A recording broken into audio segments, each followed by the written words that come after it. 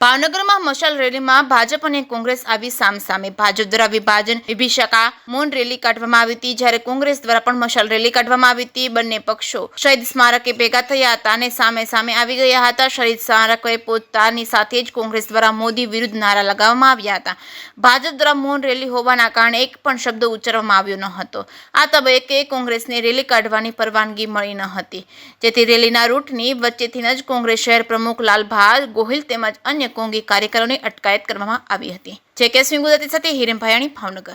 આજે 14મી ઓગસ્ટ એટલે જે રીતે ભારતના જે ભાગલા બે પાડ્યા હતા અને પાકિસ્તાનથી જે રીતે અહીંયા આગળ હિન્દુઓ હિજરત કરીને જે આવવું પડ્યું હતું, 1.5 કરોડ હિન્દુઓને જે રીતે હિજરત કરીને આવવું પડ્યું ને એમાં 20 લાખ લોકોની જે હત્યા થઈ હતી અને જે લાશો ભરાઈને ટ્રેનમાં આવી હતી, તેમાં ભારતીય જનતા પાર્ટી આજે એ દિવસને વિભાજન વિભીષિકા દિવસ તરીકે મનાવે છે।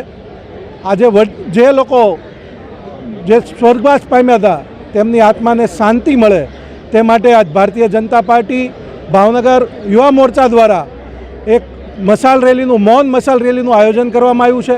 આ મૌન મશાલ રેલીની અંદર ભારતીય જનતા પાર્ટીના તમામ વરિષ્ઠ આગેવાનો, કાર્યકર્તાઓ, માનની ધારાસભ્યશ્રીઓ, મેયરશ્રી તેમજ પદાધિકારીઓ અને ભારતીય જનતા પાર્ટીના તમામ કાર્યકર્તાઓ આજે મોટી સંખ્યામાં આ જે વીરગતિ પામ્યા છે તેમને શ્રદ્ધાંજલિ અર્પી અને મૌન મશાલ રેલી કાઢવાના છે।